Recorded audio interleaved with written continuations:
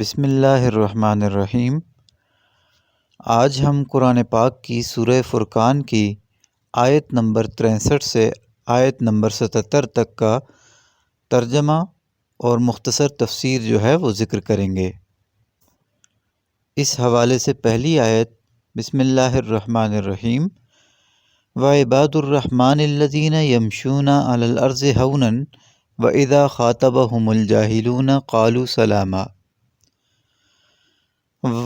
وعباد الرحمن اور رحمان کے بندے، الذین وہ لوگ ہیں، یمشون علی الارض جو زمین پر چلتے ہیں، ہونا نرمی سے، واذا خاطبہم الجاہلون اور جب جاہل لوگ ان سے مخاطب ہوتے ہیں، قالوا سلاما تو وہ سلام کہتے ہیں۔ یعنی رحمان کے بندے جن کو رحمان خود اعزاز کے ساتھ اپنے بندے کا خطاب دے رہا ہے کہ یہ لوگ خاص بندے ہیں، کہ یہ میرے خاص بندے ہیں۔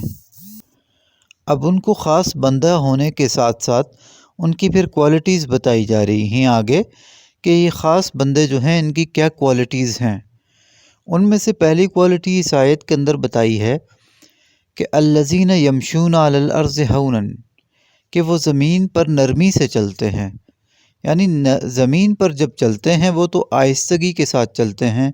ان کے دل میں یہ احساس نہیں ہوتا کہ ہم اس کے مکمل مالک ہیں، یا ہم سب کچھ ہمارے بس سے چل رہا ہے،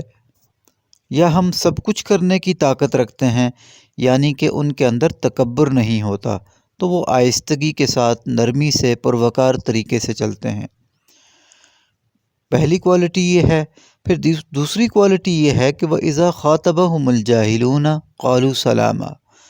اور جب وہ جاہل لوگوں سے مخاطب ہوتے ہیں، یا جاہل لوگ جب ان سے مخاطب ہوتے ہیں تو وہ کیا کہتے ہیں؟ سلامہ، ان کے ساتھ سلام کہہ کے خاموشی سے نکل جاتے ہیں۔ یعنی اس کا مطلب یہ ہے کہ جب جاہل لوگ ان سے مخاطب ہو کے انہیں اپنی جہالت میں انوالو کرنے لگتے ہیں تو وہ بجائے ان کے ساتھ انوالو ہونے کے، یا بجائے ان کے ساتھ لڑنے جھگڑنے کے، پروقار طریقے سے سلام کہہ کے نکل جاتے ہیں۔ دوبارہ اس آیت کو دیکھتے ہیں، وَعِبَادُ الرَّحْمَنِ الَّذِينَ يَمْشُونَ عَلَى الْأَرْضِ هَوْنًا، اور رحمان کے بندے وہ لوگ ہیں جو زمین پر نرمی سے چلتے ہیں۔ وَإِذَا خَاطَبَهُمُ الْجَاهِلُونَ قَالُوا سَلَامًا، اور جب جاہل لوگ ان سے مخاطب ہوتے ہیں تو وہ سلام کہتے ہیں۔ پھر اگلی کوالٹی دوسری آیت کے اندر بتائی گئی ہے کہ وَالَّذِينَ يَبِيتُونَ لِرَبِّهِمْ سُجَّدًا وَقِيَامًا، وَالَّذِينَ اور وہ لوگ ہیں، یبیتون جو رات گزارتے ہیں، لِرَبِّهِمْ اپنے پروردگار کے ساتھ، سُجَّدًا وَقِيَامًا سجدے اور قیام کی حالت میں۔ اب اس آیت کے اندر رحمان کے بندوں کی تیسری کوالٹی بتائی گئی ہے کہ رحمان کے بندوں کی ایک خاص کوالٹی یہ ہے کہ وہ راتوں کو جب ہوتے ہیں تو اپنے پروردگار کے ساتھ ملاقات میں، ان کے ساتھ قیام میں، کبھی سجدے کی حالت میں گزارتے ہیں۔ یعنی ان کی راتیں عبادات میں، نمازوں میں، نوافل میں گزرتی ہیں۔ دوبارہ اس آیت کو دیکھتے ہیں، وَالَّذِينَ يَبِيتُونَ لِرَبِّهِمْ اور وہ لوگ ہیں جو رات گزارتے ہیں اپنے پروردگار کے ساتھ، سجدًا وقیاما سجدے اور قیام کی حالت میں۔ پھر اگلی کوالٹی اگلی آیت میں بتائی گئی ہے کہ وَالَّذِينَ يَقُولُونَ رَبَّنَا اصرف عنا عذاب جہنم ان عذابها کان غراما۔ والذین اور وہ لوگ ہیں، یقولون جو کہتے ہیں، ربنا اصرف عنا اے ہمارے پروردگار ہم سے دور کر، عذاب جہنم جہنم کے عذاب کو، ان عذابها کان غراما بے شک اس کا عذاب جو ہے وہ چمٹ جانے والا ہے۔ اب اس آیت کے اندر کیا بات کی گئی ہے؟ یہ آیت در حقیقت پچھلی ہی آیت کی کنٹینیوٹی ہے کہ جس کے اندر یہ بات کی گئی تھی کہ رحمان کے بندوں کی یہ کوالٹی ہے کہ وہ اپنے پروردگار کے ساتھ راتوں کو قیام اور سجدے کی حالت میں گزارتے ہیں۔ تو اب اس آیت کے اندر یہ بات بتائی گئی ہے کہ بجائے اس کے کہ ان کو رات کے کیے ہوئے سجدوں اور قیام پر اعزاز ہوتا یا اس پہ فخر ہوتا تو وہ اس کے اوپر فخر کرنے یا کریڈٹ لینے کی بجائے ہمیشہ اپنے پروردگار کے عذاب سے ڈرتے رہتے ہیں۔ اس آیت کے اندر یہ بات بتائی گئی ہے کہ وہ لوگ جہاں اپنی عبادت کرتے ہیں وہاں اپنی عبادت کے بعد اپنے پروردگار سے عذاب جہنم سے دور رکھنے کی دعا بھی مانگتے ہیں، کیونکہ انہیں یہ بات معلوم ہے کہ یہ عذاب بہت خوفناک ہے۔ دوبارہ اس آیت کو دیکھتے ہیں، والذین یقولون ربنا اصرف عنا عذاب جہنم، اور وہ لوگ ہیں جو کہتے ہیں اے ہمارے پروردگار ہم سے جہنم کے عذاب کو دور کر، ان عذابہا کان غراما، بے شک اس کا عذاب تو لازم ہونے والا یا چمٹ جانے والا ہے۔ اگلی آیت، انہا ساءت مستقرم و مقاما، انہا بے شک وہ، ساءت بہت برا ہے، مستقرن ٹھہرنے کی جگہ، و مقامہ اور ٹھکانہ۔ اس آیت کے اندر وہی بات کی گئی ہے، پچھلی آیت کے اندر جو بتایا گیا تھا کہ وہ جہنم کے عذاب سے پناہ مانگتے ہیں۔ وہ عذاب سے پناہ کیوں مانگتے ہیں وہ اس آیت کے اندر بتایا گیا ہے، اس لیے کہ وہ بہت ہی بری جگہ ہے ٹھہرنے کی اور بہت ہی برا ٹھکانہ ہے۔ انہا ساءت، بے شک وہ بہت بری جگہ ہے، مستقرن ٹھہرنے کی جگہ، و مقامہ اور ٹھکانہ۔ اگلی آیت، والذین اذا انفقوا لم یسرفوا ولم یقتروا وکان بین ذلک قواما۔ والذین، اور وہ لوگ ہیں، اذا انفقوا، جب وہ خرچ کرتے ہیں، لم یسرفوا، تو وہ اسراف نہیں کرتے، ولم یقتروا، اور نہ ہی وہ کنجوسی کرتے ہیں، وکان بین ذلک قواما، اور وہ رہتے ہیں ان کے درمیان اعتدال کے ساتھ۔ اب اس آیت کے اندر رحمان کے بندوں کی ایک اور کوالٹی بتائی گئی ہے کہ وہ کوالٹی یہ ہے کہ جب وہ خرچ کرتے ہیں، جب وہ اپنے اخراجات کہیں صرف کرتے ہیں تو وہ خرچ کرتے ہوئے دو چیزوں کا خیال رکھتے ہیں کہ نہ تو وہ اسراف کرتے ہیں یعنی فضول خرچی کرتے ہیں، اور نہ ہی وہ خرچ میں تنگی یعنی کنجوسی کرتے ہیں۔ تو وہ کیسے خرچ کو چلاتے ہیں وہ بتایا گیا ہے کہ وہ ان دونوں کے درمیان یعنی اسراف اور کنجوسی کے درمیان اعتدال کے ساتھ چلتے ہیں۔ دوبارہ اس آیت کو دیکھتے ہیں، والذین اذا انفقوا لم یسرفوا، اور وہ لوگ ہیں جب وہ خرچ کرتے ہیں تو وہ اسراف نہیں کرتے، ولم یقتروا، اور نہ وہ کنجوسی کرتے ہیں، وکان بین ذالک قواما، اور وہ اس کے درمیان اعتدال کے ساتھ رہتے ہیں۔ اگلی آیت، والذین لا يدعون مع اللہ الہا آخر ولا يقتلون النفس التي حرم اللہ الا بالحق ولا يزنون ومن يفعل ذلك يلقى اثاما۔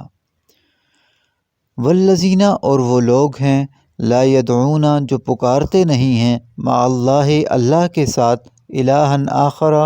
کسی دوسرے معبود کو، ولا يقتلون النفس التي حرم اللہ، اور نہ وہ قتل کرتے ہیں کسی جان کا، اس جان کا جس کو اللہ نے حرام قرار دیا ہو، الا بالحق، مگر حق کے ساتھ، ولا یزنون، اور نہ وہ زنا کرتے ہیں، ومن یفعل ذلک، اور جو ایسا کرے گا، یلقى اثاما، تو وہ اس کی سزا کو یا وہ اس کے وبال کو پالے گا۔ اب اس آیت کے اندر کیا بات کی گئی ہے کہ وہی رحمان کے بندوں کی کوالٹیز بتائی جا رہی ہیں کہ ایک کوالٹی ان کے اندر یہ ہے کہ لا يدعون مع اللہ الہا آخر، کہ وہ اللہ کے ساتھ کسی اور معبود کو نہیں پکارتے، صرف اسے واحد معبود برحق مانتے ہیں۔ ولا يقتلون النفس، دوسری کوالٹی یہ ہے کہ وہ کسی جان کا قتل نہیں کرتے، التی حرم اللہ، وہ جان جس کو اللہ نے حرام قرار دیا ہو، الا بالحق، مگر حق کے ساتھ، یعنی کسی انسانی جان کا قتل نہیں کرتے، لیکن سوائے حق کے ایکسیپشنل کیسز جیسے ہوتے ہیں، جیسے اگر کسی انسان نے کسی کا قتل کیا ہے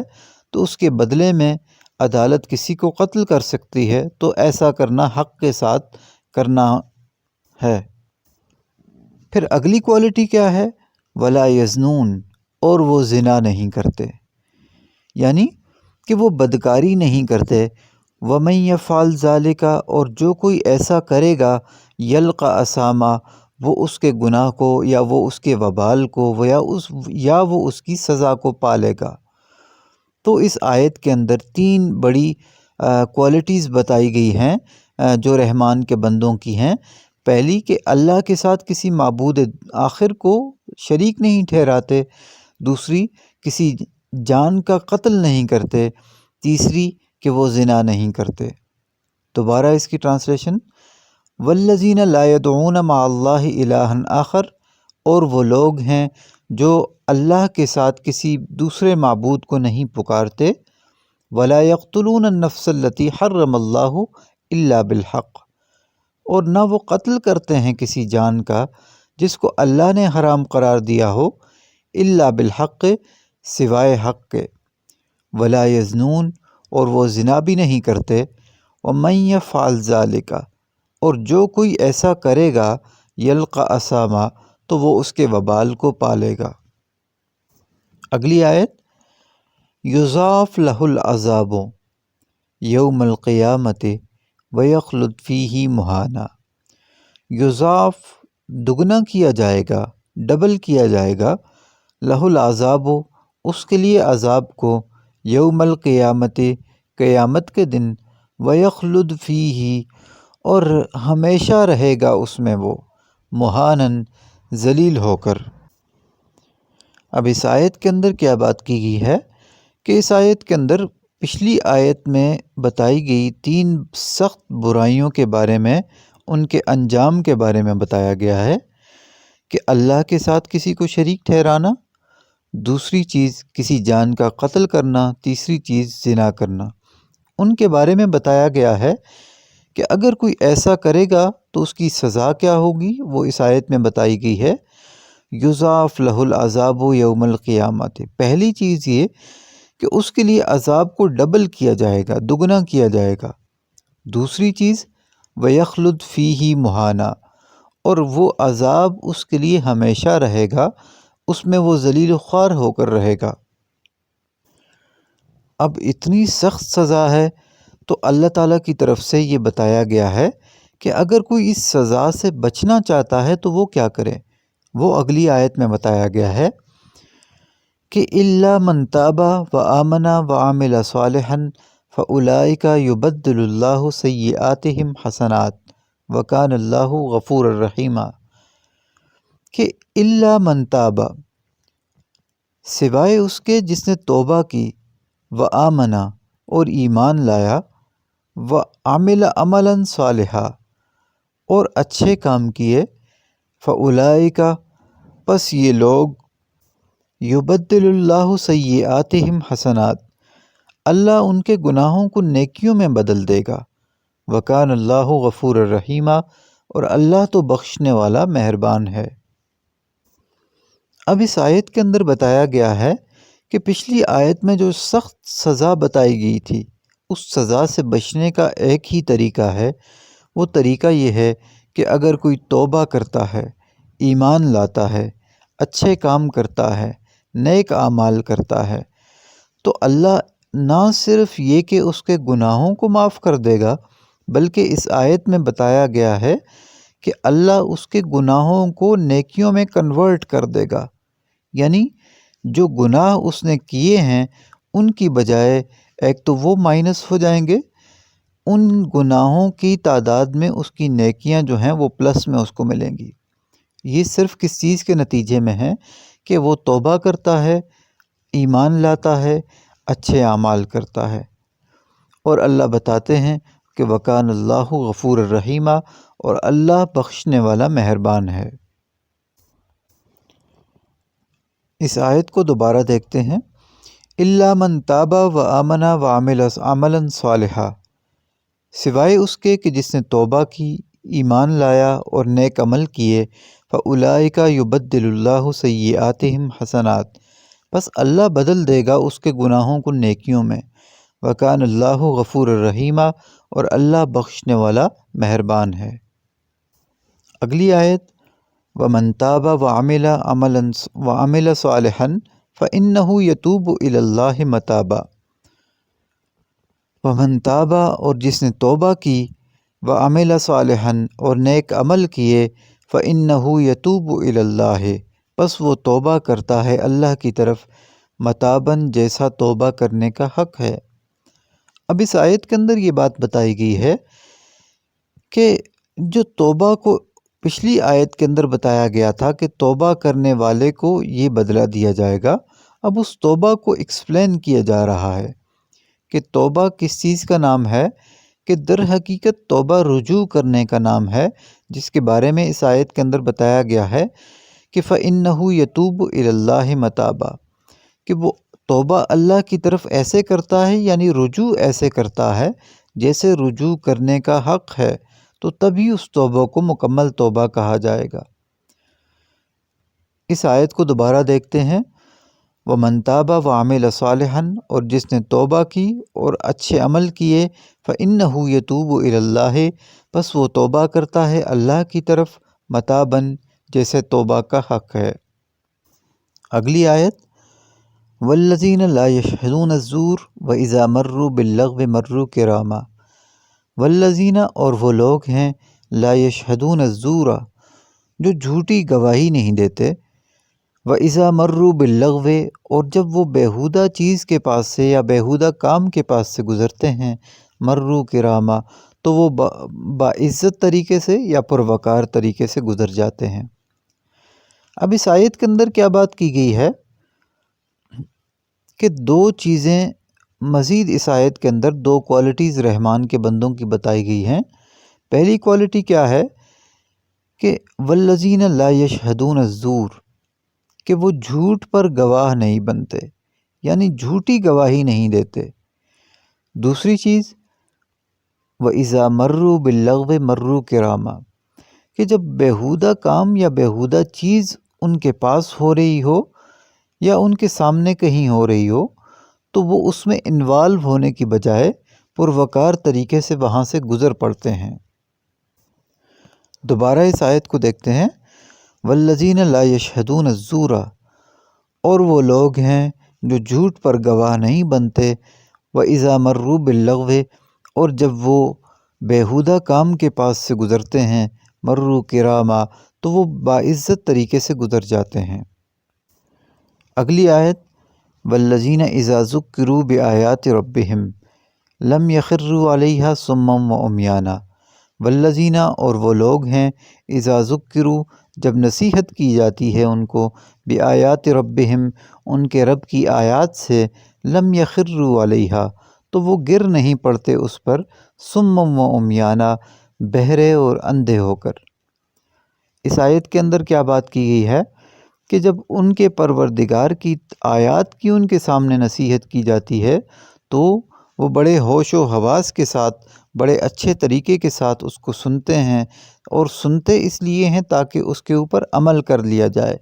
نہ یہ کہ منافقین کی طرح وہ اس طریقے سے بیٹھ جائیں کہ ظاہری طور پر تو وہ سن رہے ہوں، لیکن بہرے اور اندھے ہو کر وہ سنیں کہ اس کا مقصد اس کے اوپر عمل کرنا نہ ہو، بلکہ اپنے ظاہر کے طور پہ خود کو مسلمان کہلوانا ہو۔ اگلی آیت، وَالَّذِينَ يَقُولُونَ رَبَّنَا هَبْ لَنَا مِنْ أَزْوَاجِنَا وَذُرِّيَّاتِنَا قُرَّةَ أَعْيُنٍ وَاجْعَلْنَا لِلْمُتَّقِينَ إِمَامًا۔ والذین، اور وہ لوگ ہیں، یقولون، جو کہتے ہیں، ربنا ہب لنا، اے ہمارے پروردگار ہمیں عطا کر، من ازواجنا، ہماری بیویوں سے، وذریاتنا، اور ہماری اولادوں سے، قرۃ اعین، آنکھوں کی ٹھنڈک، وجعلنا، اور ہمیں بنا، للمتقین، پرہیزگاروں کے لیے، اماماً، امام یا پیشوا۔ اس آیت کے اندر کیا بات کی گئی ہے؟ اس آیت کے اندر رحمان کے بندوں کی ایک خصوصی کوالٹی بتائی گئی ہے کہ جس طرح ان کے اعمال خوبصورت ہوتے ہیں، اسی طرح ان کی دعائیں بھی خوبصورت ہوتی ہیں۔ تو انہی دعاؤں میں سے ایک بہت ہی خوبصورت دعا جو وہ مانگتے ہیں، اس کے بارے میں بتایا گیا ہے یقولون وہ کہتے ہیں ربنا حب لنا من ازواجنا و ذریاتنا قرۃ اعین، کہ وہ یہ دعا مانگتے رہتے ہیں کہ اے ہمارے پروردگار ہماری بیویوں اور ہماری اولاد کو ہماری آنکھوں کی ٹھنڈک بنا، وجعلنا للمتقین اماما، اور یہ بھی دعا مانگتے ہیں کہ ہمیں نیکوکار لوگوں کا، پرہیزگار لوگوں کا امام بنا۔ دوبارہ اس آیت کو دیکھتے ہیں، والذین یقولون، اور وہ لوگ ہیں جو کہتے ہیں ربنا اے ہمارے پروردگار حب لنا من ازواجنا و ذریاتنا قرۃ اعین، ہمیں عطا کر ہماری بیویوں اور ہماری اولادوں سے آنکھوں کی ٹھنڈک، وجعلنا للمتقین اماما، اور ہمیں پرہیزگاروں کا امام بنا۔ اگلی آیت، اولئک یجزون الغرفۃ بما صبروا ویلقون فیہا تحیۃ و سلاما۔ اولئک یہ لوگ ہیں، یجزون الغرفۃ جن کو بالا خانے دیے جائیں گے بدلے کے طور پہ، بما صبروا اس لیے کہ انہوں نے صبر کیا، ویلقون اور ان کا استقبال کیا جائے گا، فیہا تحیۃ و سلاما دعا اور سلام کے ساتھ۔ اب اس آیت کے اندر کیا بات کی گئی ہے کہ رحمان کے بندوں کی جتنی کوالٹیز پچھلی آیات کے اندر بتائی گئی تھیں وہ کوالٹیز مکمل ہوئیں، پھر اس کے بعد اللہ تعالیٰ کی طرف سے ان کوالٹیز کے بدلے میں ریوارڈ بھی بتایا جا رہا ہے کہ یہ کوالٹیز رحمان کے بندوں کی ہیں اور یہ اس کا ریوارڈ ہوگا۔ تو پہلی چیز اس میں جو بتائی ہے کہ ان کو جنت کے اندر بالا خانے دیے جائیں گے، بڑے بڑے محلات دیے جائیں گے، اس لیے کہ انہوں نے صبر کیا۔ اور دوسری چیز، وَيُلَقَّوْنَ فِيهَا تَحِيَّةً وَسَلَامًا، اور ان محلات میں ان کا استقبال کیا جائے گا سلام اور دعا کے ساتھ۔ یعنی محلات میں دنیا میں جیسے جہاں بادشاہوں کے استقبال کا ایک پروٹوکول سسٹم ہوتا ہے، تو وہی پروٹوکول اس سے اچھا پروٹوکول قیامت کے دن جنت کے اندر ان لوگوں کو دیا جائے گا۔ خالدین فیہا حسنت مستقرا و مقاما، اگلی آیت میں یہ بتایا گیا ہے کہ خالدین فیہا وہ اس میں ہمیشہ رہیں گے، حسنت مستقرا کیا ہی اچھی ٹھہرنے کی جگہ ہے، وہ مقاماً اور ٹھکانہ ہے۔ اس آیت میں دوسرا ریوارڈ بتایا گیا ہے کہ نہ صرف یہ وقتی طور پہ ہوگا بلکہ خالدین فیہا یہ چیز ہمیشہ ہمیشہ کے لیے ان کے لیے ہوگی، حسنت مستقرا و مقاما، اور کیا ہی اچھا، کیا ہی اچھی ٹھہرنے کی جگہ ہے، کیا ہی اچھا ٹھکانہ ہے۔ اگلی آیت، قل ما یعبأ بکم ربی لولا دعاؤکم فقد کذبتم فسوف یکون لزاما۔ قل آپ کہہ دیجئے، ما یعبأ بکم ربی میرے پروردگار کو تمہاری کوئی پرواہ نہیں ہے، لولا دعاؤکم اگر تم اس کو نہیں پکارتے، فقد کذبتم پس تحقیق تم نے اس کو جھٹلایا ہے، فسوف یکون لزاما پس عنقریب ان کے لیے چمٹ جانے والا عذاب ہوگا۔ اس آیت کے اندر کیا بات کی گئی ہے کہ اللہ تعالیٰ کی طرف سے جہاں رحمان کے بندوں کے انجام کے بارے میں بتایا گیا ہے، وہیں اللہ تعالیٰ کی طرف سے جو کفار اور منافقین ہیں ان کے بارے میں بھی یہ بات کی گئی ہے کہ آپ صلی اللہ علیہ وسلم کو یہ بات بتائی گئی ہے کہ آپ ان کو یہ بات بتا دیں کہ اگر تم اللہ کو نہیں پکارتے تو اللہ کو اس کی کوئی پرواہ نہیں ہے، تم جو اس کو پکارنے کی بجائے اس کو جھٹلاتے ہو تو اس کا انجام تمہارے لیے لازم ہو چکا ہے، یعنی اس کی سزا تمہیں مل کر رہے گی۔ دوبارہ اس آیت کو دیکھتے ہیں، قل ما یعبأ بکم ربی آپ کہہ دیجئے کہ میرے پروردگار کو تمہاری کوئی پرواہ نہیں ہے، لولا دعاؤکم اگر تم اس کو نہ پکارو، فقد کذبتم پس تحقیق تم نے اس کو جھٹلایا ہے، فسوف یکون لزاما پس عنقریب عذاب جو ہے لازم ہونے والا ہے۔ یہاں پر آج کا ہمارا لیکچر ختم ہوتا ہے۔ سورہ فرقان یہاں ختم ہو گئی ہے۔